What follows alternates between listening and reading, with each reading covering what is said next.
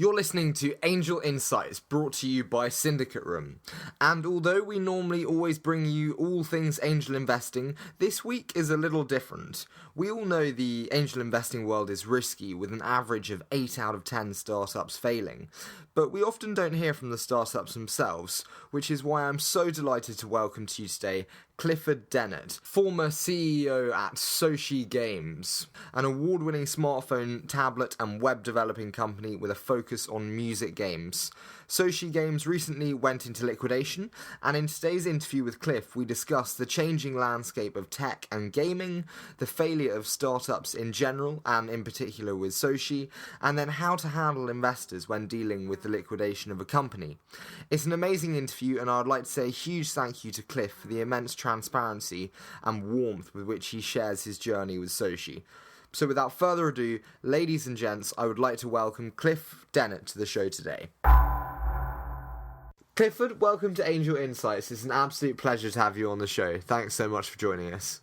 Thanks very much. Pleasure to be here. Now, can you get the ball rolling today by telling us a little background on you and Soshi Games? Yeah, sure. So I predominantly had a corporate career, at least for the most part of my career, in large IT and mobile communication companies. So companies like Orange, EDS, AT&T, a lot of strategic sales work and service delivery, so running large IT outsourcing contracts. When I started Soshi Games, I was then at the time a sort of independent consultant doing lots of work for large companies on strategy and organisational development, and also with charities. Mm-hmm. And for a number of reasons, or I just felt the time was right to build a business myself, enter into the challenging world of the entrepreneur. Absolutely. And the time was right for a number of reasons. And with such strong operational background, do you think that having extensive operational background in the industry of which your company's in, do you think that's beneficial, or do you think it can be slightly restrictive in the way that you know the industry so well that you know all the pitfalls that can occur? Well, I think I probably had all the advantages and none of the disadvantages, because the business we started wasn't in anything that I'd done before. Arguably it's IT, so yeah. In the broadest sense it was. But what working in big corporates gives you is a sense of, especially with B2B sales, how to talk to them, who does what are their motivations, how long do things take, what does it take to sell into a large corporate. So I think that was a really valuable kind of aspect to my past that helped in Soshi. And then talk to me about Soshi. What did you do? What was the journey like? And ultimately, what went wrong, do you think? Yeah, so we started the business to capitalise on, so this was, bearing in mind, this is 5.5 years ago, Facebook gaming, what became known as social gaming, was really just on its kind of accelerated up ramp, growing dramatically. The time of Farmville style. Exactly. Yeah. So Farmville had been out, I can't remember the dates exactly, but let's call it 6 months to a year or something like that. And it was, at 30 million users and was heading for 80 million, 100 million users. So yeah, you're right. That was and that became the poster child for the whole movement. Mm-hmm. And I thought, well, look, if we could capitalise on the growth of social gaming and use the revenue generating capability of that to generate revenue for charities and for the music industry and anybody with a huge growing fan base on social media, if we could help them raise new revenues through gaming, then there's a fantastic, big growth story opportunity there. Is that not rather similar to Glue Mobile in terms of their assistance of the Kardashian games in helping the Kardashians kind of expand their branding? Exactly. So yes, absolutely. And that was where we were 5.5 years ago. Now we came into the market, and certainly our experience was that the sector that we focused on was charities, and they weren't ready back then particularly to embrace gaming. Lots of good signals which you get from large organisations. Everyone's interested in it, But committing to be part of a gaming movement, it's different now. Lots and lots of charities and games, but back then it was a bit early. Then when we moved to the music industry, once again we kind of started to catch that wave. Glue with the Kardashian has just caught caught, if you like, the growth curve of mobile combined with a massive brand at the right point. And that's what we were trying to do. And what do you think then were the biggest determinants in Soshi ultimately not being successful?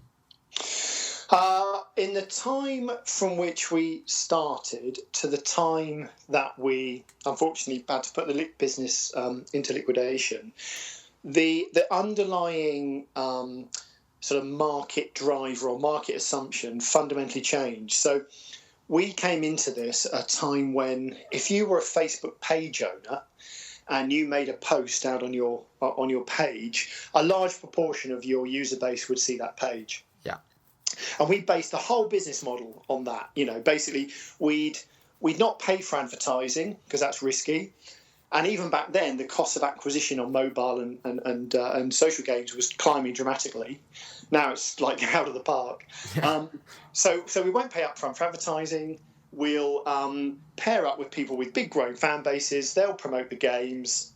Lots of people will buy them, and then we'll share the revenue. The problem was, and back then it would have worked, by the time we actually managed to do a deal, for instance, with Queen, the reach of organic Facebook posts had declined so dramatically that it just no longer worked. You didn't get the sales, the conversions that you would have done even 2 years ago. Absolutely. And did you try alternative platforms or strategies then when that was obviously not working? Yeah, unfortunately, by the time that we realised that wasn't working. Oh, by the way, 2 years previously, we'd launched, about 18 months previously to the Queen launch, we'd launched with a slightly less well-known band called Lawson. Love Lawson, Standing in the Dark. There you go. Yeah, there you go. Love it. Sorry, I'm a big fan of them. I'll cut that bit out, but no, I do love them. Well, we did the first and only, actually, I think, Lawson game with them. It was Christmas, probably 2013, I think, when they launched the first album. Okay. And the metrics from that, promoting through Facebook, even just 2 years ago, suggested that if we could team up with a bigger band like Queen, Presley, the Beatles, bigger rights holders with bigger fan bases, you multiply the metrics up, is a really, really attractive business. Yeah. But in that time period, even from the Lawson launch to the Queen launch, the effectiveness of social media free social media promotion had declined so much that it wasn't viable. And so we kind of ran out of legroom. We ran out of cash. Queen didn't produce the revenue we'd hoped. By that time, we'd built up debts, mostly to the staff, actually, who deferred salaries to try and keep us going. And there just wasn't the space to try different things like freemium or any of these other models. And not in the schedule, I must admit to the listeners, but how did the Queen come about? That's too intriguing to pass up on. A lot of hard work. As any entrepreneur out there will know, you do everything, particularly in the early stages, and as well as, raising money and putting together a development team and managing all that stuff, I was out selling, trying to team up with bands. And it took a lot of door knocking, a lot of convincing, a lot of cajoling. But I eventually got hold of the manager, the Queen's manager, who's been with them for years. Managed to convince him, probably despite his, I don't know if it was in spite of his gut instinct, but basically, blew through the crowd of all the other crazy suggestions he gets every week, and just managed to convince him to work with us. And then you mentioned there about the fundraising element of the process. You did raise funding, obviously, for Soshi. So how was the fundraising experience for you? It was a real mixed bag of. It was a very emotional experience, actually. The seed funding that I got was basically from what's often known as friends and family, but it was a lot of professional acquaintances for me. So not so much family, but people I'd known for many years.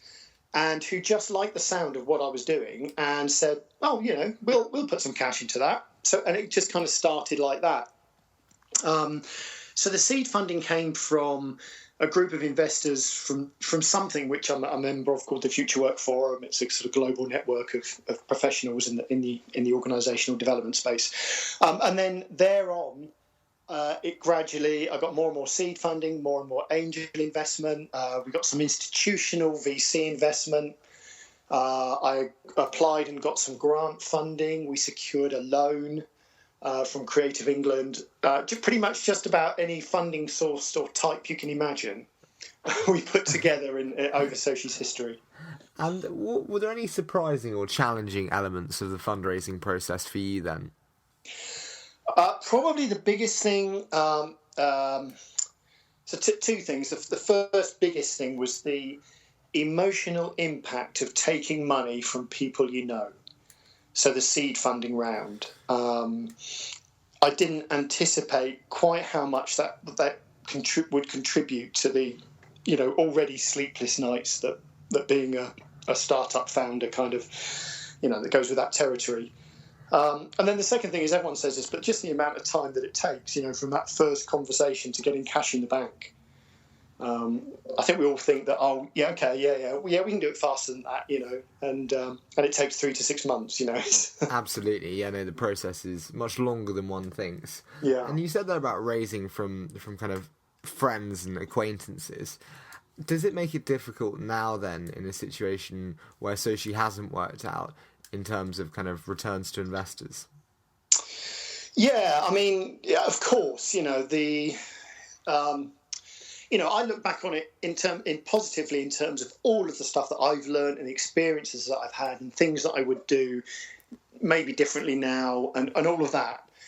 But I had a very, very supportive shareholder base. Incredibly supportive, who, not in terms of just following on with their investments, but just helping out. I was in touch with quite a few of them on a fairly regular basis. And generally, I just, emailed out as often as I could updates on the business and how it was doing, including the downtimes as well and near the end. Yeah.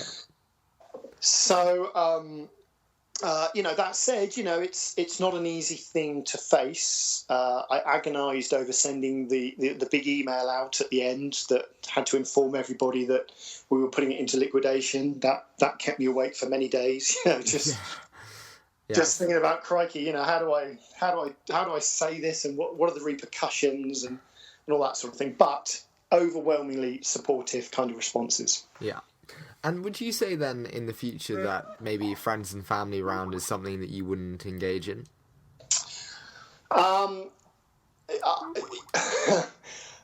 If it wasn't for that, I don't know whether I would have started the business. I'm not sure, because it did facilitate a relatively easy, situation where we could get going. Yeah. And then you mentioned there about things that you'd do differently. And looking back at that experience, is there anything that you wish you had done differently or wish that someone had told you at the beginning of the journey? I think that and I'm not saying we could have done, but if we could have raised more money at the start and employed more experienced technical people to lead a team, I think we probably would have caught the market, both the social gaming market and the mobile gaming market, about 12 to 18 months sooner than we did. And that could have made a huge difference in the success of the products that we built, and due to the lack of saturation of the market. Mm-hmm. So I would advise, I suppose, and try myself to raise more money at the start to employ better people. The people we had, by the way, a lot of them stayed with me till the end. They were wonderfully passionate and fantastic. They will be the first ones to admit they were straight out of uni, started with us on kind of volunteer, and then I managed to give them jobs. Yeah. If they'd have had a very, very good technical lead, I think things might have been different. But, yeah. the benefits of hindsight. Absolutely. And then in terms of advice giving to entrepreneurs entering the industry and setting up companies, what would you say are your big takeaways from the Soshi experience that you would pass on to other entrepreneurs? Well, one is be really, really honest with what your core skill set is, and are you starting the business kind of with the right people? I'm not saying I started the business with the wrong kind of people, but are your skills very, very complementary with who you're starting it with? Yeah. For instance, in tech, if I now had a fantastic tech guy who created this amazing sort of idea or concept, but didn't have the skills or the desire to commercialize it, that would be a perfect team. Having two people who are more commercial focused or two techies who don't have, that to me, I would watch out for that. And if you still want to do something together, find some kind of non-exec or NED or some kind of other support which fills in the skills gap as early as possible, probably before you think you need it. And then in terms of the social gaming industry as a whole now, where do you view its position today and in the future years? Well, social and the app market generally, it's just a crazy business to be in. I don't, the big guys who are making all of the money, the Kings and the Supercells, and to some extent Zynga, these big guys who are making all the money have huge pockets, massive marketing budgets. We all know that because you see them interrupting your TV programs and adverts. Yeah, now I saw Kate Upton, the Hollywood actress, on kind of Clash of Clans adverts. There you go. That is Hollywood intruding into gaming. Exactly. And those. Now imagine as a startup with whatever, you've been a bit lucky with some grants and you've got 20 or 30 grand in the bank, and you're looking at that because she's going to be on like 2 million for 30 seconds. Yeah, exactly, and that's the problem. The big guys are spending so much money on advertising that it just pushes the price of advertising up so much for everybody else that you can't.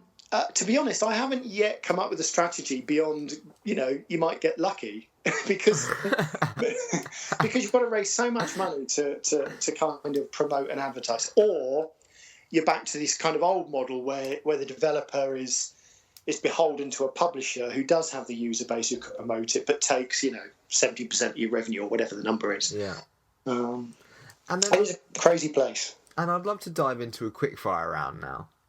Okay. So I say a short statement and you give me your immediate thoughts. Right. So your favourite book and why?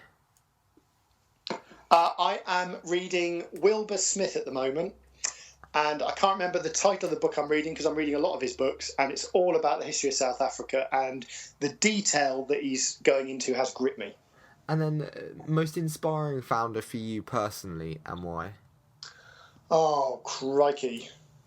It's a tough one.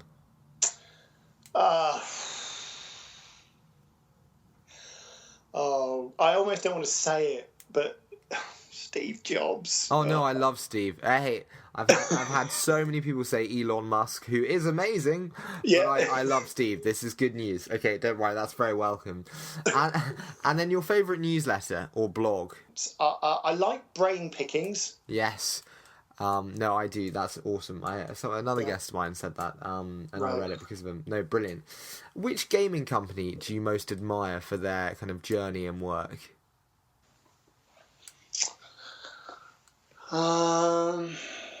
I really like. Oh crikey! They're going to kill me. What's it called? Us2. Mobile gaming company called Us2. Mills, Monument Valley. Just love it. I love what they did with that. Absolute, mind-blowingly gorgeous representation of Escher in a game. And then the next 5 years for you? Currently, I'm just starting on Monday in a big Birmingham kind of deal, helping an awful lot of startups in a sort of incubation process. Mm-hmm. I'm also, I think, going to take on a role helping them find some funding. And who knows beyond there? I think that's going to be the next couple of years for me. Yeah. if one of those looks interesting, then I may well be tempted to dive back in. Yeah. Well, Cliff, it's been absolutely awesome having you on the show. Thank you so much for joining us today on this very special episode of Angel Insights. It's been my pleasure. And I would like to say again a huge thank you to Cliff for sharing his journey with Soshi with us today. And before we leave you, we'd like to say a huge thank you to Plantronics, a global leader in audio communications for businesses and consumers. They've pioneered new trends in audio technology, creating innovative products that allow people to simply communicate. From unified communication to Bluetooth headsets, which we are using here at SyndicateRoom, to gaming solutions. They deliver uncompromising quality. Plantronics is used by every company in the Fortune 100, as well as blue lights, air traffic control, and various mission-critical applications for those on the front line. But before we leave you today, we'd like to remind you that when investing in early-stage companies, there are risks involved, so please ensure that you do the due diligence prior to making the investment. And thank you so much, as always, for your continued support, and we look forward to seeing you in the next episode of Angel Insights.